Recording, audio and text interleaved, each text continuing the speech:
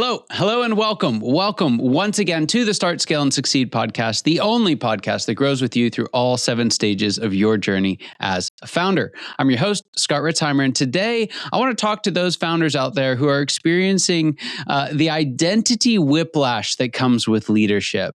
Because if you're a founder, you've probably created success by being the person who made everything happen. You were the closer, you were the problem solver, you were the one that clients wanted to work with. But as you do that and you get more and more clients, you need more and more help. At some point, you wake up, you've got 5, 6, 7, maybe 10 or even 11 people. You've hired a handful. And those people, they just ask questions all the time. They need things all the time. And it leaves you frustrated and what I call a reluctant manager. And it would be one thing if it was just a business thing, but it's very personal as well. We start to look in the mirror and wonder what we've become. And here's what makes this so difficult. It's that the sense of self that you had being wrapped up in being the expert, being the doer, the one who delivers results is now not where you get to spend most of your time. Most of your results come through other people.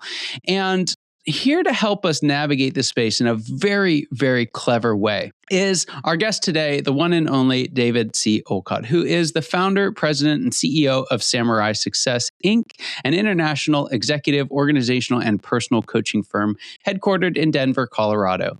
David has poured his wisdom that he has gained from 35 years of coaching into the trademark Samurai Success coaching system, which provides a proven roadmap of success. David's clients become more purposeful and their businesses become more sustainable and profitable throughout the process. David is truly in the service of others, helping them create a successful life, meet their destiny, and leave a legacy of their own. David, you've got this really cool business model, but you also have a very interesting route to explaining it. Tell us a little bit about the Swords of Illumination. First of all, Scott, thanks so much for having me on board, brother. I know it took us a while to get together, but man, I'm really excited about being here and having this conversation, especially with your tribe and your audience. Swords of Illumination, Samurai Success. Boy, that started so many years ago when I was a kid in Bible school, if you could believe that. And our pastor said to us, he says, if you really want to live a meaningful, purpose-driven life, and I remember I was 9 years old. I can remember the time. He says, if you really want to live a purpose-driven life, then you have to understand about the greatest life you can live is being in service of others. Wow. And it hit me in such a way. Now, 9 years old, of course, it didn't, change my life and stuff like this. But as I grew up and I got involved in sales and business and stuff like this, I actually read a book called Samurai Selling.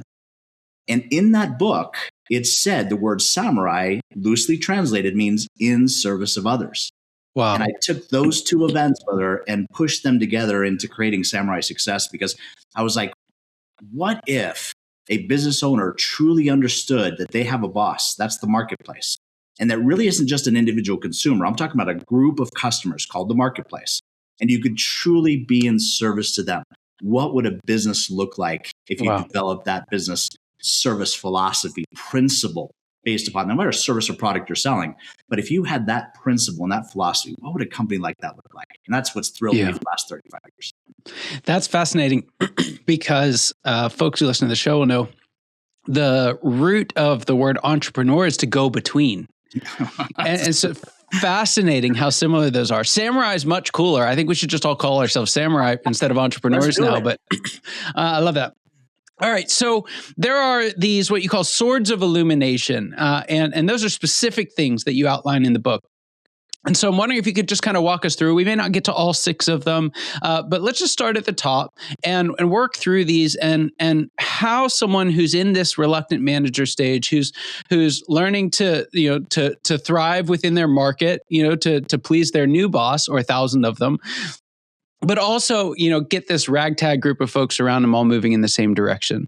So it's an interesting. I love that you have a 7-step phase that you talk about with your podcast, and I've chance to see some of those things. I really love this. And we're at number 3, this reluctant manager you talk about, which is so perfect for what we do at Samurai Success, because so many of our clients are great entrepreneurs and they're great technicians. but they're really not good managers. And what we mean by Yeah. that is that we have the title of manager, we have the paid grade as a manager, but we don't really understand what a manager means. And in our world, at Samurai Success, you can have all those things, but if you don't understand the 5 fundamentals of being a manager, being organized, understand how to plan, how to really lead through a system. And that's probably the biggest differential that we make at Samurai Success, is because most management concepts that are out there today talk about managing people. We do not do that, Scott. We stay away from that, because I will tell you, if I took control of you and managed you for the next 5 minutes, how long would that last? It's just not going to last. So people managing people is a outdated concept and has been for a long time. But managing a system that everyone buys into, that's the game changer. And that's where automation, scalability comes in. Because if I have to deal with all those personalities and all those questions you were asking about earlier, it's going to drive me crazy. I'll never be able to do that. So I have to replace all that with a structural system that allows for people to answer those questions on their own. Set of standards, set of policies, principles. And those things are doable if you really understand your business and the system that you want to create and the outcomes you're after. Once you have that, then you can get onto the fourth one, which is really about understanding the controls of that system and then staffing. Most models that are out there today talk about, let's put the people in the seats first. Good to Great is a great example of that. That says, hey, go find the right people and then put them in the right seats. Listen, that's a company that has billions of dollars of debt. That's stock people, debt stuff that you can go and get all this money and have all that. Small, medium-sized business, we can't do that. We've got very limited resources. So the idea here is that let's go build the system first, build the bus, know what that seat looks like and the characteristics that fit that seat, and then let's go hire the people for that seat. So it's a very different way when you're small, medium-sized businesses that you have to approach business to really be successful. Yeah, it's so true. It's so true. I love one of the things I'll say is, there's not a founder, and tell me if you've met one, maybe you have, but I've never met a founder who their reason for starting the business was to manage a handful of people. No, I've never met such a human being. Yeah, it's just there's easier ways, there's easier ways. And so I love, it's a really hard stage for a lot of founders. It's a really hard stage. And I love the distinction that you made between managing people and managing systems. And I think that's such a helpful way of thinking about it, because you will always be reluctant if you're trying to manage another human being. And that's such a great distinction. So in the same token, though, like those people have to work within the system. And so it's not necessarily quite as clear cut in the real world. So tell me a little bit about what the difference between those two are, or better yet, how about some symptoms that you're still managing people when you could be managing systems? So one of the big systems, or what we would call KBIs, key behavioral indicators. Most people know what KPIs are, but most people, when you're dealing with people, you're going to start moving into this realm of key behavioral indicators. And if you have someone who is constantly showing up late, even though there's a standard in place, they can't follow a dress code, even though there's a standard in place, if they can't follow a structured system that you have, even though it's in place, then you've got some real issues to deal with. And you're going to deal with one of these 3 things. Either you realize that there's a training issue and you got to pull that person back into training about how to help them. Second part is they're just not the right person for that particular seat. And that happens a lot, especially when you're building a business, right? Yeah. And the third one is that potentially you have to make a bus stop. Getting to know your business is as much as getting to know yourself. And that's what Swords Illumination is about. When you really know who you are, then you'll start attracting people like this. This is like frequency kind of concept. So if you're a tuning fork, which we are, we're frequency generators as human beings. And people sense this from you all the time, right? And so when you show up and you're authentic, for example, people feel that. When you're inauthentic, people feel that. And what's the people in the sales game don't realize that you can spend all your time on your scripts you want, your structure, your principles. If you haven't lived what you're selling, there's a missing authenticity, a missing vibrational frequency that your customers are picking up on, that if you don't change that, they're not going to be buying from you. Yeah. So there's this attractor factor that when you start being authentic with being a manager, you're going to attract other managers. If you're an entrepreneur, you're going to attract other entrepreneurs. even if that entrepreneur isn't the right person in the right seat, you're still going to attract them. And that's what we run into as founders of a business, is that we don't realize we have to change our frequency. We have to change our identity based upon where the company is in these 7 cycles, or these 7 steps, these 7 elements. Yeah. You've got to be able to make that shift. And that's what Swords of Elimination give you back the power to be able to do. You can change your identity. You can change your program. You can change those elements and actually start attracting those people you're looking for. It's so good, because the other part of it, it's not just an attraction, it's also an amplification. Oh. One of the things that I see a lot of, especially stage 3 leaders, fail to recognize is their bad habits have a way of showing themselves in the rest of the team, right? And there's a lot that are really common. Like, founders are generally not great at accountability. They're not necessarily, many of them are not great at discipline or routine.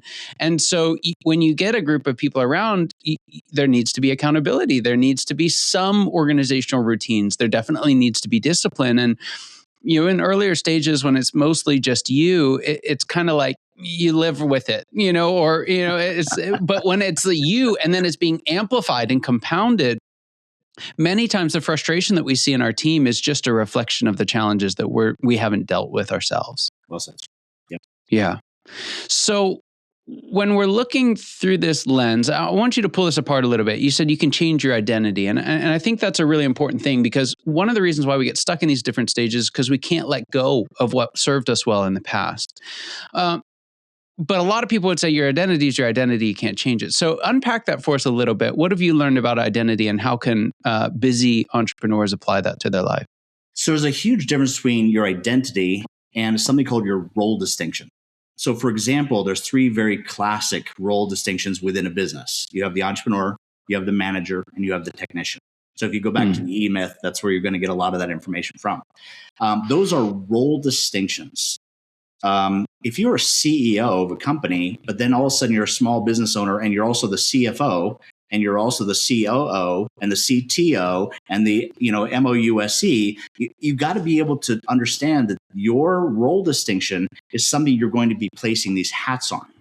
But that doesn't change your core identity about who you are. So there's this core identity, your mission and purpose, and also then there's these these spokes in the wheel of this balance, we call it. And that is, those spokes are the different individual things that you have to be able to accomplish every single day. For example, you would probably not go into a nightclub and act the same way that you do at church. And if you do, probably someone's going to suggest some medication to you, But the same thing is, if you approach just being a CEO when you're being the CFO, you're going to find a lot of conflict in that, because that mindset, skill set, tool set that's necessary to make that person or that role distinction be successful isn't the same mindset, skill set, tool set that makes you successful in other areas of your life. And those discernments is what systems allow you to see. Because if I'm going to do a presentation, I'm going to be very right brain creative. But if I'm going to jump into financials, I'm going to jump right into my left part of my brain. And if I don't understand those role distinctions, my identity before going in that, I'm going to create some conflict. Another great example. If you've ever been in a creative meeting, right, where a bunch of entrepreneurs are talking about ideas, and you walk into that meeting as a technician, how are we going to do this? Oh my God, Scott, the conflict that you don't understand. I mean, I've seen great ideas just get blown out because there was too many technicians in the room forgetting their role distinction about, hey, this is just a creative meeting. We're not figuring out how we're going to do this yet. We're just talking about the idea and see if it really is of service to the community, the marketplace, and our business and our vision. And then we jump right into that technician role and you just cancel that thing. It's done. Yes. And even if it was a brilliant idea. So understanding the difference between identity and role distinctions is the first 3 chapters of the book, because that's exactly what we talk about. Swords of identity, and then outcomes, and then we run into role distinction. So very clearly you start to identify that there is discernment between these aspects, which take different mindsets, skill sets, and tool sets to really be successful. That's such a great word, discernment. I love that. I love that, because again, it isn't changing the fundamental of who you are, but it is changing the skills that you have access to and the ones that you use. Got it. Okay. We're 100% same page there. I love that. David, there's this question. Before I let you go, I have to ask it. I ask every one of my guests. I'm very interested to see what you have to say. But the question is this: what is the biggest secret you wish wasn't a secret at all? What's that one thing you wish everybody watching or listening today knew? It's kind of the reason why I wrote the book, selfishly on my own part, that if I ever come back to this place, I wanted that book in my hand when I was at an early age. And here's the most brilliant thing I've learned in this entire lifetime. I'm 59. That's saying some things, that I've met some really remarkable people in my lifetime. But my whole life, I thought I was here to discover who I am.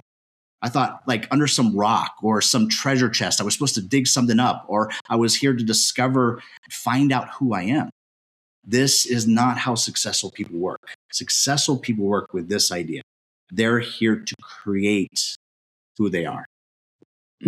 Your identity is a self-creation. If you're going to be successful this lifetime, if you think about any celebrity, whether you like that celebrity or president or anybody else, these people know this secret, which is they are here to create who they say they are and do the things that align with that beingness, if you will, that identity. And that is a true secret that now that I know what that is, it has truly changed my world. That's fantastic. That's fantastic. I was wrong about why I thought I was here. What a statement to open that up. It's so good. David, there are some folks that have been wrestling with these different roles and how to get them all to work together. They'd love to get a copy of your book. Tell us where we can do that. And then also, where can they connect with you and reach out for more information? Yeah, so the best hub for us is samuraisuccess.com. We have all kinds of channels. Matter of fact, I think there's over 200 different videos available to you right now that you can really get some of the insights in this. The book is available on Amazon.com. It's the number one bestseller right now. We just passed the 10,000 sale points, so very excited. Congratulations. About that. Thanks, man. And then as on also, what's the audio.com you can actually pick up. So if you don't want to read it, and I know a lot of entrepreneurs just like to listen to stuff in their car, really a great discounted price right now on sale. Take a look at that. That's Swords Illumination. Anything you want to know about our company and how we might be able to be of service, samuraisuccess.com is our best hub for you to be able to reach us. Fantastic. Fantastic. Well, David, thank you so much for being on today. It was a real privilege and honor having you here. So glad we were able to finally get our schedules to work out together. For those of you watching and listening, you know your time and attention mean the world to us. I hope you got as much out of this conversation as I know I did, and I cannot wait to see you next time. Take care.